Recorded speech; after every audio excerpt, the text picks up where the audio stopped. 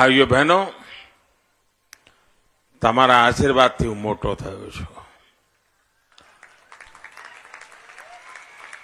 આ માટીએ મને મોટો કર્યો છે. તમે જ મારા શિક્ષક છો, તમે જ મારા સંસ્કાર દાતા છો. અને જ્યારે તમારી પાસેથી આ શિક્ષા દીક્ષા લઈને દિલ્હી પહોંચ્યો તો સ્વાભાવિક રીતે મારા મનમાં આ જ ભાવ રહ્યો કે દેશના છેવાડાના માનવીનું કલ્યાણ કેમ થાય, છેવાડાના વિસ્તારોનું કલ્યાણ કેમ થાય. આઝાદીના 75 વર્ષ પછી પણ જે લોકો પાછળ રહી ગયા છે, જે વિસ્તારો પાછળ રહી ગયા, જે સમાજ પાછળ રહી ગયા છે, જે લોકો પાછળ રહી ગયા છે, જે પરિવાર પાછળ રહી ગયા છે, એમની ચિંતા કેમ કરવી. અને સાચ અર્થમાં અમે અમારી સરકારને ગરીબો માટે સમર્પિત કરી દીધી. અને એનું આજે પરિણામ છે કે દુનિયાના એક્સપર્ટ એમ કહે છે કે ભારતના ગામડામાંથી ગરીબી ખૂબ તેજીથી ઘટી રહી છે. આનાથી બીજું ગૌરવ કયું હોય ભાઈ, આનાથી બીજું સર્ટિફિકેટ કયું હોય. અને અમારા નવજવાનોના ઉજ્જવળ ભવિષ્ય માટે નવા નવા શિક્ષણ સંસ્થાઓ આ કોંગ્રેસ પાર્ટીએ ક્યારેય પછાત સમાજની ચિંતા ન કરી, ગરીબની ચિંતા ન કરી, યુવકોની ચિંતા ન કરી. અમે એમના માટે દિવસ રાત કામ કરી રહ્યા છે. યુવકોને આગળ વધારવા માટે, એમને સારી શિક્ષા આપવા માટે સારી શાળાઓ જોઈએ, નવા નવા સ્કિલ ડેવલપમેન્ટના યુનિટ જોઈએ, હુનર માટે વ્યવસ્થા જોઈએ, સારા રોજગારના અવસર જોઈએ. અને એના માટે ભારતીય જનતા પાર્ટીએ ઉત્તમ પ્રકારની શાળાઓ, ઉત્તમ પ્રકારના શિક્ષણ સંકુલો, આઈઆઈટી હોય, આઈઆઈએમ હોય, એમ્સ હોય, આની તરફ ધ્યાન કેન્દ્રિત કર્યું હતું. આપણે આગળ વધવા માંગીએ છીએ. ભાઈઓ બહેનો,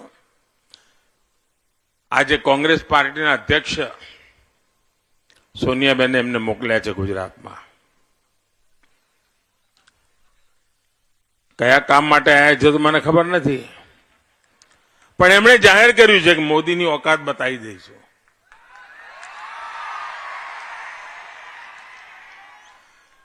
અહીં જે બધા લોકો છે, હું તમારામાંથી એવા જ સમાજમાંથી પેદા થયો છું. આપણી તો કઈ ઓકાત હોય ભાઈ? આપણે તો સીધા સાદા માથું નીચું નમાવીને લોકોની સેવા કર્યા કરીએ. આપણે બધા એવા, તમે એવા, હું એવો. તમારામાંથી જ હું નીકળ્યો છું. હવે જોઈએ સોનિયાબેને એમને મોકલ્યા છે, આપણને ઓકાત કેવી બતાવે છે. ભાઈઓ બહેનો,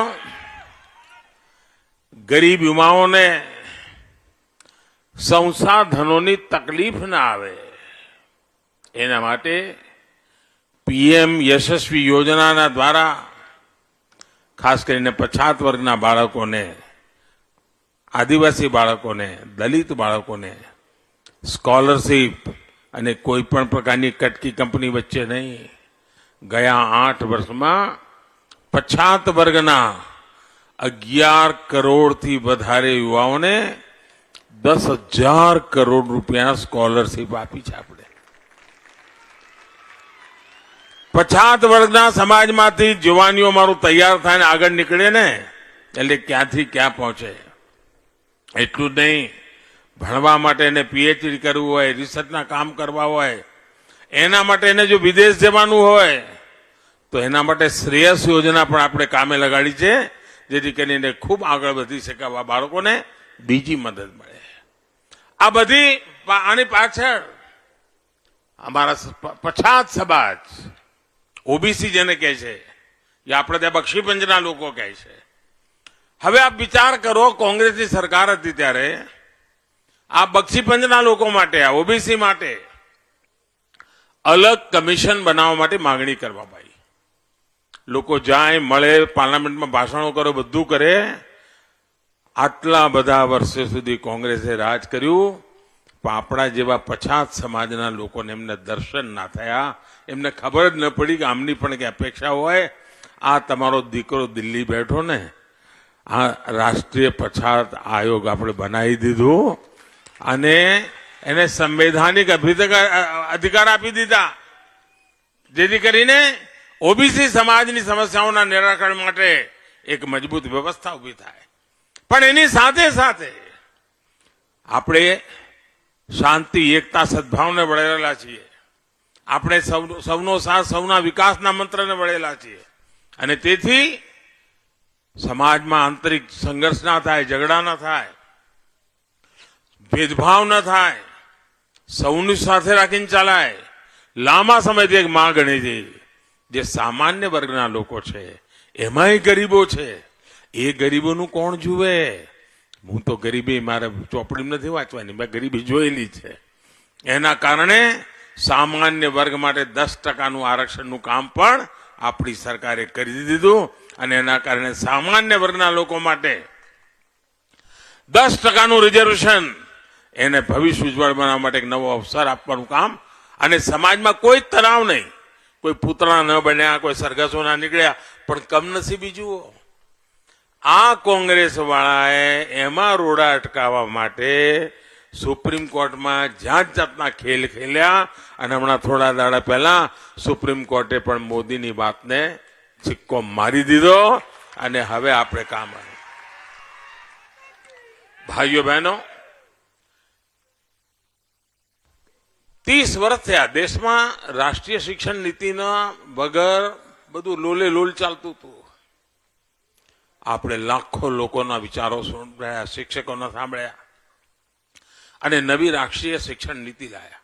એમાં એક મોટું કામ જે કર્યું છે ને, અને અહીં જે લોકો અહીંયા ઉપસ્થિત છે ને, આ વિસ્તારના લોકો તો મારી વાત સાંભળીને જીવનભર મને આશીર્વાદ આપે એવું મેં કામ કર્યું છે. આપણે ત્યાં આઝાદીના 75 વર્ષ પછી પણ તમારે ડોક્ટર થવું હોય તો તમને અંગ્રેજી આવડવું જોઈએ. તમારે એન્જિનિયર થવું હોય તો તમને અંગ્રેજી આવડવું જોઈએ. જાપાનમાં ડોક્ટર થવું હોય તો અંગ્રેજીની જરૂર નહીં, થઈ શકે. રશિયામાં ડોક્ટર થવું હોય તો અંગ્રેજીની જરૂર નહીં, થઈ શકે. ચીનમાં ડોક્ટર થવું હોય તો અંગ્રેજીની જરૂર નહીં. આપણે ત્યાં જાય એવું ઘૂસી ગયેલું. બોલો, હવે મને કહો કે એની માતૃભાષામાં ભણીને ડોક્ટર બનાય કે ના બનાય? ભાઈ બનાય કે ના બનાય? કોઈ પેશન્ટ તમારે ત્યાં આવે, અંગ્રેજી ભણેલો આવે છે, પેટમાં દુખે છે અંગ્રેજીમાં બોલે છે, માથું દુખે છે અંગ્રેજીમાં બોલે છે, તમારી જ ભાષામાં બોલે છે કે નથી બોલતો? ભાઈ આપણે એક ઝાટકે નક્કી કરી દીધું કે માતૃભાષામાં પણ ડોક્ટર બની શકાશે, માતૃભાષામાં પણ એન્જિનિયર બની શકાય. અરે ગરીબ માનો દીકરો એને ડોક્ટર કે એન્જિનિયર બનવું હોય ને તો આજે માતૃભાષામાં ભણે તો બની શકે અને એના જીવનના દ્વાર ખુલી જાય. આ કામ આપણે કર્યું છે ભાઈઓ.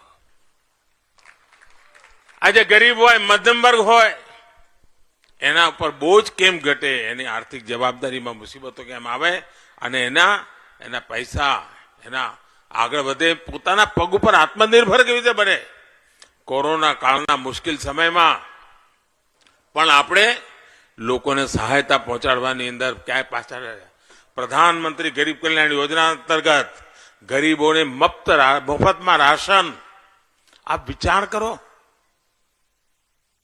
આટલી મોટી આફત આવી હતી.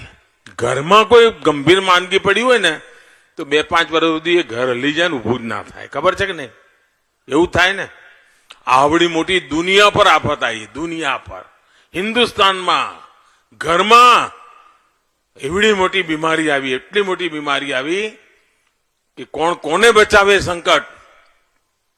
એ વખતે આપણે નક્કી કર્યું કે ગરીબના ઘરનો ચૂલો સળગતો રહેવો જોઈએ. ગરીબનું સંતાન ભૂખ્યા પેટે ને રાત્રે ઊંઘવાનો વારો ના આવે અને એટલા માટે 3 લાખ કરોડ રૂપિયા ખર્ચા. 3 લાખ કરોડ. આ કોંગ્રેસ વાળાને 3 લાખ કરોડ લખતા ન આવડે.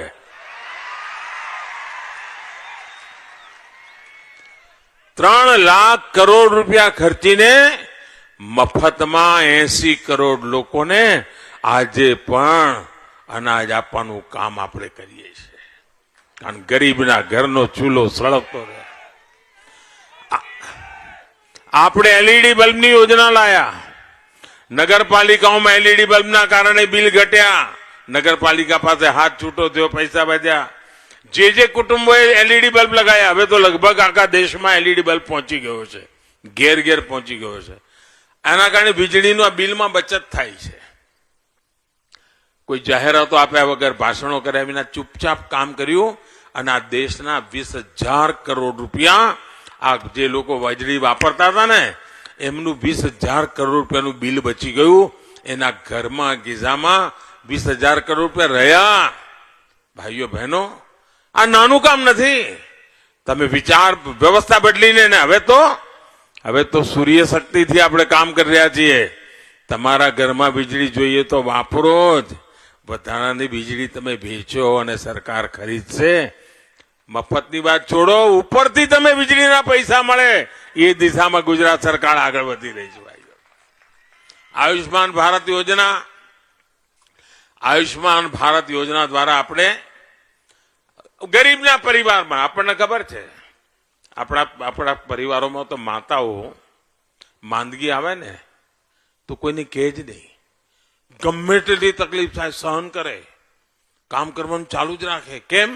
એના મનમાં એક જ હોય કે આ બીમારીના કારણે જો છોકરાઓને ખબર પડશે અને હોસ્પિટલમાં જો મોટું દેવું થઈ ગયું, ખર્ચો આવી ગયો, તો આ છોકરાઓ વ્યાજે પૈસા લાવશે, આખી જિંદગી દેવાના ડુંગરમાં ડૂબશે.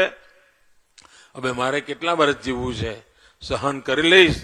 અને માં ઓપરેશન ન કરાવે. ભાઈઓ બહેનો, આ તમારો દીકરો દિલ્હી શું કરવા બેઠો છે? મેં નક્કી કર્યું કે અમારા સમાજના લોકોને 5 લાખ રૂપિયા સુધી એને દર વર્ષે એના કુટુંબમાં કોઈ માંદું હોય, કોઈ ગંભીર બીમારી હોય, એનો ખર્ચો આ દિલ્હીથી તમારો દીકરો મોકલશે. એને મુસીબત ના આવે. એટલું જ નહીં, આપણે ઠેર ઠેર જન ઔષધિના દુકાનો ખોલી, દવાની દુકાનો, જન ઔષધિ. આ જન ઔષધિની દુકાનોમાં જેના ઘરમાં વડીલો રહેતા હોય ને ડાયાબિટીસ થયો હોય તો મહિને 1,000-2,000 રૂપિયાની દવાઓ ખાવી જ પડે. હવે આ મધ્યમ વર્ગનો પરિવાર 1,000-2,000 રૂપિયાની દવાઓ ખાય ક્યાંથી? આપણે જન ઔષધિ કેન્દ્રો કર્યા અને સરકારે જવાબદારી લીધી અને જે દવા 1,000-2,000 રૂપિયા થાય એ 10 રૂપિયા 20 રૂપિયામાં મળે, જેથી કરી મધ્યમ વર્ગના પરિવારને કોઈ મુસીબત ના આવે અને દવામાં કોઈ કોમ્પ્રોમાઇઝ નહીં. આના કારણે આ મધ્યમ વર્ગના પરિવારમાં 20,000 કરોડ રૂપિયા બચ્યા છે. ભાઈ, 20,000 કરોડ. હાર્ટની બીમારી વધતી જાય છે, લોકોને હવે ચાલવામાં તકલીફ થાય છે, યોગા ના કરતા હોય એટલે મુસીબત આવે. હવે ઢીચણનું ઓપરેશન કરાવતા હોય એના ભાવ ઘટાડી દીધા, સ્ટેન્ટના અંદર સ્ટેન્ડ મૂકતા હોય એના ભાવ ઘટાડી દીધા. એના કારણે પણ મધ્યમ વર્ગના હજારો કરોડ રૂપિયા આજે જે લાખો રૂપિયાના બિલ બનતા હતા એ હજારો રૂપિયાના બિલની અંદર એની હાર્ટની ટ્રીટમેન્ટ થવા માંડી, એના ની ટ્રાન્સપ્લાન્ટની ટ્રીટમેન્ટ થવા માંડી. ભાઈઓ બહેનો, ભ્રષ્ટાચારમાં જનારા લાખો કરોડો રૂપિયા આપણે ડાયરેક્ટ બેનિફિટ ટ્રાન્સફર કર્યો, સીધા પૈસા પહોંચાડ્યા. એક પ્રધાનમંત્રી એવા હતા, એમ કહેતા હતા કે 1 રૂપિયો દિલ્હીથી મોકલે તો 15 પૈસા પહોંચે છે. આ એવો પ્રધાનમંત્રી છે, 1 રૂપિયો મોકલે એટલે 100 પૈસા પહોંચે, 100 પૈસા પહોંચે. વચ્ચે કોઈ હાથ જ ના અડી શકે. ભાઈઓ બહેનો, હું ગઈકાલે સુપ્રીમ કોર્ટની અંદર એક ભાષણ કરતો હતો. સંવિધાન દિવસ હતું, પણ સ્વાભાવિક મારા દિલમાં કંઈક તોફાન ઉપડ્યું હતું. ત્યાં હું થોડું બોલ્યો. પણ આજે અહીંયા ગુજરાતની ધરતી પર આવ્યો છું ત્યારે જરૂર મને થાય છે કે એક વાત મન મૂકીને કરવું અને અહીંથી પૂરા દેશને કહેવા માંગુ છું. ભલે મારો કાર્યક્રમ આજે અહીંયા ખેડામાં છે, સરદાર સાહેબની, ગાંધીજીની કર્મભूमिમાં છે, पर હું આખા દેશને કહેવા માંગુ છું. आज मैं आपसे बात कर रहा हूं तो मुझे 14 साल पहले देश पर हुए सबसे बड़े आतंकी हमले की तस्वीरें भी याद आ रही है. मुंबई पर पाकिस्तान से आए जिन आतंकवादियों ने हमला किया था वो इस समय भी चल रहा था। कल देश और दुनिया ने 26 नवंबर आतंकी हमले के शहीदों को श्रद्धांजलि दी है। साथियों, मुंबई में जो हुआ वो आतंकी पराकाष्ठा थी, लेकिन हमारा गुजरात भी लंबे समय तक आतंक के निशाने पर रहा है। सूरत हो, अहमदाबाद हो, इन शहरों में सीरियल बम धमाकों में बहुत से गुजरात के मेरे भाई बहन मारे गए थे। कुछ महीने पहले अहमदाबाद कोर्ट ने इन गुनहगारों को गंभीर सजा दी है। गुजरात चाहता था कि आतंक का ये खेल खत्म होना चाहिए। भाजपा सरकार ने यहां गुजरात में आतंक के स्लीपर सेल पर बड़ी बारीकी से कार्रवाई की। यहां हम गुजरात में आतंकियों को पकड़ते थे, उन पर कार्रवाई करते थे, लेकिन साथियों, कोई भूल नहीं सकता कि कैसे तब दिल्ली में बैठी कांग्रेस सरकार आतंकियों को छुड़ाने में अपनी पूरी ताकत लगा देती थी। हम कहते रहे कि आतंक को टारगेट करो, लेकिन कांग्रेस की सरकार आतंक को नहीं, मोदी को टारगेट करने में लगी रही। परिणाम यह हुआ कि आतंकियों के हौसले बढ़ते गए। देश के हर बड़े शहर में आतंकवाद सिर चढ़कर बोलने लगा। आप याद करिए, दिल्ली में जब बाटला हाउस एनकाउंटर हुआ तो कांग्रेस के नेता आतंकियों के समर्थन में रोने लगे, रोने। कांग्रेस आतंकवाद को भी वोट बैंक की नजर से देखती है, तुष्टीकरण की दृष्टि से देखती है। और सिर्फ कांग्रेस ही नहीं है, अब तो ऐसी भांति भांति के दल पैदा हुए हैं। ये दल भी शॉर्टकट की राजनीति में यकीन करते हैं।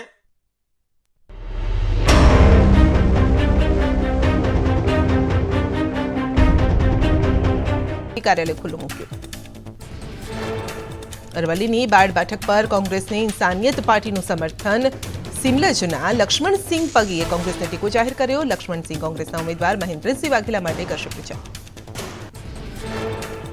કોંગ્રેસ ઉમેદવાર લલિત વસોયાને મળ્યો સારો પ્રતિસાદ। ધોરાજી ઉપલેટામાં લોક સંપર્કમાં લલિત વસોયાને જબરો પ્રતિસાદ। જૂનાગઢમાં કોંગ્રેસના ઉમેદવાર ભીખાભાઈ જોશીએ બાઇક રેલી યોજી લોકોનું અભિવાદન ઝીલ્યું। બાઇક રેલીમાં મોટી સંખ્યામાં કોંગ્રેસના હોદ્દેદારો અને કાર્યકરો જોડાયા। જૂનાગઢની વિસાવદર બેઠકના ભાજપ ઉમેદવાર હર્ષદ રીબડિયા ભગવા ખેસના સહારે તો ભગવાના રંગમાં રંગાતા હર્ષદ રીબડિયાએ ખુશી વ્યક્ત કરી। જૂનાગઢમાં ભાજપના ઉમેદવાર સંજય કોરડિયાએ રોડ શો કર્યો। ઝાંઝરકા રોડ પરથી રોડ શોનું આયોજન। ચૂંટણીના અંતિમ દિવસોમાં પ્રચારનો ધમધમાટ।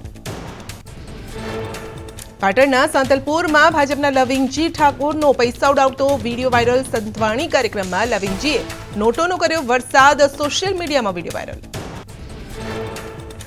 નવસારીમાં ભાજપના ઉમેદવાર પિયુષ પટેલ માટે આદિવાસીઓએ માવલી માતાનું જાગરણ કર્યું તો પિયુષ પટેલે પણ આદિવાસી પરંપરાગત વાજિંત્રો વગાડી પૂજા કરી। અમરેલીની ધારી બેઠકના ભાજપ ઉમેદવાર જીવી કાકડિયા સામે રોષ। સ્થાનિકોએ રોડ રસ્તાઓના મુદ્દે કાકડિયાનો વિરોધ કર્યો। રોડ રસ્તાની સ્થિતિ સુધારવા માટે માંગ કરી। બોટાદમાં બિલ્ડર અને જમીન દલાલ એસોસિએશનનું સ્નેહ મિલન કાર્યક્રમમાં ભાજપના ઉમેદવાર ઘનશ્યામ વિરાણીને જીતાડવા માટે અપીલ। ભાજપના અનેક હોદ્દેદારોની કાર્યક્રમમાં હાજરી. બિલ્ડર એસોસિએશન અને જમીન દલાલ એસોસિએશન ભાજપના સમર્થનમાં આવ્યા. ભાજપની જીત અંગે વિશ્વાસ વ્યક્ત કર્યો. ગુજરાત ભાજપના સહપ્રભારી સુધીર ગુપ્તા બોટાદના પ્રવાસે. ભાજપના સ્થાનિક હોદ્દેદારો સાથે કરી બેઠક. ચૂંટણીની તૈયારીઓને લઈને કરાઈ સમીક્ષા.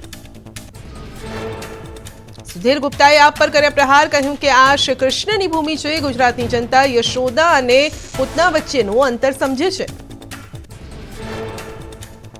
ભરૂચના ભાજપ સાંસદ મનસુખ વસાવાએ ભરૂચ ભાજપના જિલ્લા પ્રમુખની ઝાટકણી કાઢી. પ્રમુખ મારુતિસિંહ અટોદરિયાની જાહેર સભામાં કહ્યું કે પ્રમુખ બન્યા એટલે જીતી જવાના છે તેવી ખાંડ ન ખાતા. જેતપુર જામકંડોરણા બેઠક મેળવવા માટે જયેશ રાદડિયા સક્રિય. જેતપુર શહેર યુવા ભાજપનો બાઇક રેલી સાથે રોડ શો. ભાજપના હોદ્દેદારો કાર્યકર્તાઓ સાથે મોટી સંખ્યામાં લોકો ઉપસ્થિત. પ્રદેશ ભાજપ અધ્યક્ષ સી.આર. પાટીલે અચાનક ભાવનગરમાં જિલ્લા ભાજપ સંગઠનના હોદ્દેદારો સાથે ચૂંટણી સમીક્ષા બેઠક કરી અને તમામ બેઠક પર જંગી જીતનો વિશ્વાસ વ્યક્ત કર્યો. ગૃહમંત્રી અમિત શાહે જાફરાબાદમાં કોંગ્રેસ અને આપ પાર્ટી પર કર્યા પ્રહાર. કહ્યું કે નર્મદા વિરોધીઓના સાથીઓને ઓળખી લેજો. કોંગ્રેસના રાજમાં કાયદો વ્યવસ્થા કથળી હતી. તળાજાના રામપરા રોડ પર ગૃહમંત્રી અમિત શાહે ગજવી સભા. 2017માં ભૂલ કરી તેવી ભૂલ આ વખતે ન કરવા અપીલ. ભાજપને જીતાડવા માટે કરી અપીલ. સાબરકાંઠા હિંમતનગરમાં ભાજપના રાષ્ટ્રીય અધ્યક્ષ જેપી નડ્ડાનો રોડ શો યોજાયો. ભાજપ ઉમેદવાર વીડી ઝાલા માટે કર્યો રોડ શો. મોટી સંખ્યામાં કાર્યકર્તા હાજર. ભાવનગરમાં મનસુખ માંડવિયાનું ભાજપના કાર્યકરોને સંબોધન. માંડવિયાએ જીતની રણનીતિને લઈને કાર્યકરોને આપ્યું માર્ગદર્શન. ભાજપની જંગી બહુમતીથી જીતનો કર્યો દાવો. વલસાડના ધરમપુરમાં કેન્દ્રીય મંત્રી સ્મૃતિ ઈરાનીની જાહેર સભા. સ્મૃતિ ઈરાનીએ સભા સંબોધતા કહ્યું રાહુલ ગાંધીની યાત્રામાં પાકિસ્તાન જિંદાબાદના લાગ્યા નારા.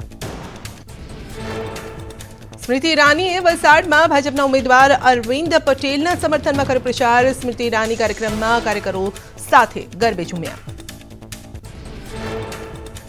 યુપીના સીએમ યોગી આદિત્યનાથે સોમનાથ મંદિરમાં કરી પૂજા અર્ચના. દ્વારકામાં શ્રી કૃષ્ણની સૌથી ઊંચી પ્રતિમા બનાવવાનું આપ્યું વચન. યોગી આદિત્યનાથે સોમનાથમાં જનસભાને સંબોધી. ભાજપ ઉમેદવારના સમર્થનમાં કર્યો પ્રચાર. સભામાં જય શ્રી રામના નારા પણ લાગ્યા. અમરેલીના સાવરકુંડલામાં યુપીના સીએમ યોગી આદિત્યનાથની સભા. યોગી આદિત્યનાથની ઉમેદવાર મહેશ કસવાળાને મત આપવા માટે અપીલ. સભામાં પીએમ મોદીના વિકાસ કાર્યોનો કર્યો ઉલ્લેખ. કેન્દ્રીય શિક્ષણ મંત્રી ધર્મેન્દ્ર પ્રધાને આણંદની લીધી મુલાકાત. કમલમ ખાતે યોજાયેલા પ્રબુદ્ધ વર્ગ મિલનમાં કેન્દ્રીય મંત્રીએ આપી હાજરી. જિલ્લાના અગ્રણીઓ અને શૈક્ષણિક આગેવાનો સાથે કરી ચર્ચા. વડોદરામાં બીજેપીની મુંબઈથી 12 લોકોની ટીમ આવી પ્રચાર માટે. તમામ વોર્ડ ખાતે મોહલ્લા અને શેરીઓના નાકે ભવાઈ કરી બીજેપીનો કરી રહ્યા છે પ્રચાર. અમદાવાદમાં ચૂંટણી પ્રચાર માટે આવેલા કેન્દ્રીય મંત્રી વી મુરલીધરે ભગવાન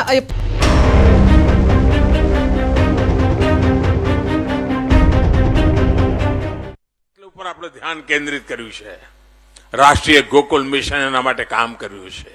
અમારી પ્રાથમિકતા છે નાના કિસાનો. આપણો ખેડા જિલ્લો, બધા કિસાનો, આપણો ગુજરાત, આખો દેશ આખો 85% ખેડૂતો નાના છે. 1 એકર 2 એકર 1 એકર 2 એકર જમીનના ટુકડા. આજે એમને પ્રધાનમંત્રી કિસાન સન્માન નિધિથી વર્ષમાં 3 વાર સીધા પૈસા એમના બેંકમાં જાય છે. અને 3 લાખથી વધારે કિસાનોને ખેડા જિલ્લામાં 3 લાખથી વધારે ખેડૂતોને 600 કરોડ રૂપિયા કરતા વધારે રકમ એમના ખાતામાં જમા થઈ ચૂકી છે. ભાઈઓ, પહેલી વાર 60 વર્ષથી વધારે ઉંમરવાળા અમારા જે ખેત મજદૂરો છે એના માટે પેન્શનની વ્યવસ્થા અમારી સરકારે કરી છે. પહેલી વાર ભાજપ સરકારોના પ્રયાસથી આવનારા વર્ષે આંતરરાષ્ટ્રીય મિલેટ યર એટલે આપણો જે જાડું અનાજ કહીએ ને, મોટું અનાજ, બાજરો ને જુવાર ને રાગી ને આ બધું, એના માટે આંતરરાષ્ટ્રીય વર્ષ 2023 મનાવવાનું છે. અને ભારત એનું સૌથી મોટું ઉત્પાદક છે. દુનિયાભરની અંદર આપણી મિલેટ, આ જાડા અનાજની, મોટા અનાજની ઓળખાણ થાય, એનો એ દુનિયામાં વેચે, એનો લાભ મારા નાના કિસાનોને થવાનો છે, જેમના ખેતરોમાં બધું પાકતું હોય છે. અને નાના ખેડૂતો આને વેચતા થાય છે. એટલું જ નહીં, આપણા ત્યાં આચાર્યજી અમારા ગવર્નર સાહેબ એ પ્રાકૃતિક ખેતી માટે બહુ મહેનત કરી રહ્યા છે અને પ્રાકૃતિક ખેતી તરફ ગુજરાતનો ખેડૂત વળ્યો છે. એના કારણે પણ એના ખર્ચની અંદર ઘટાડો થઈ રહ્યો છે. વિકસિત ભારત, વિકસિત ગુજરાત, વિકસિત ખેડા આ સંકલ્પ લઈને ચાલી રહ્યા છીએ. અને આપણે ત્યાં તો દાંડી યાત્રાનો જે પૂજ્ય બાપુનો એ માર્ગ હતો, જ્યાંથી આઝાદીની અલગ જલાઈ હતી, એ આખા ગૌરવ પથને કરોડો રૂપિયા ખર્ચીને એનું આખું પુનર્નિર્માણ કરી રહ્યા છે. એના કારણે આ વિસ્તારને આ દાંડી હેરિટેજ સર્કિટ છે એનો લાભ 400 કિલોમીટરનો એક નવો રોડ જે દાંડી નેશનલ હાઈવે તૈયાર થઈ રહ્યો છે અને એમાં 40 કિલોમીટર એકલા ખેડા જિલ્લામાં જ. ભાઈઓ, આ વિચાર કરો કેટલો લાભ છે અને એનો લાભ સીધો તમને મળવાનો છે. દિલ્હી મુંબઈ ઇન્ડસ્ટ્રીયલ કોરિડોર બની રહ્યો છે. આના કારણે આર્થિક વ્યવસ્થાનો મોટી લાભ થવાની દિશામાં જઈ રહ્યો છે. વેસ્ટર્ન ડેડિકેટેડ ફ્રેટ કોરિડોર એ આપણા દરિયા કિનારે જતા સામાન માટે, વિદેશમાં જતા સામાન માટે મોટા હબ ગુજરાતમાં બનવાના છે. તેજ ગતિથી બંદરગાહ પર આપણા લોકો પહોંચે, જેથી કરીને આર્થિક ભારણ ઘટે, એની કામ થાય છે. ટ્રાન્સપોર્ટેશન, સ્ટોરેજ, કોલ્ડ ચેઇન આ બધા સેન્ટરો નવા ઉભા થવાની શક્યતા. ભાઈઓ બહેનો, કોંગ્રેસ પાસે આવા બધા કામની તમે અપેક્ષા ન કરી શકો. 2007 થી લઈને 2014 સુધી કોંગ્રેસે ફ્રેટ કોરિડોર 1 કિલોમીટર કામ કર્યું હતું. 2007 થી 2014 1 કિલોમીટર. હું 10 કિલોમીટર કરું તો વધારે કહેવાય કે ના કહેવાય? ભાઈ, એમણે 7 વર્ષમાં 1 કિલોમીટર કર્યું હતું, હું 10 કરું તો 10 ગણું કહેવાય કે ના કહેવાય? જરા કહો તો ખબર પડે મને, કહેવાય કે ના કહેવાય? આપણે 8 વર્ષમાં 1600 કિલોમીટર કામ કર્યું. ક્યાં 1 કિલોમીટર ને ક્યાં 1600? એમાં તો 180 કિલોમીટર તો આપણા ગુજરાતમાં જ કર્યું જ. પેલા ડબલ એન્જિનની સરકાર હોય ને એટલે કેટલા તેજીથી કામ કરતી હોય છે એનું આ ઉદાહરણ છે. ભાઈઓ બહેનો,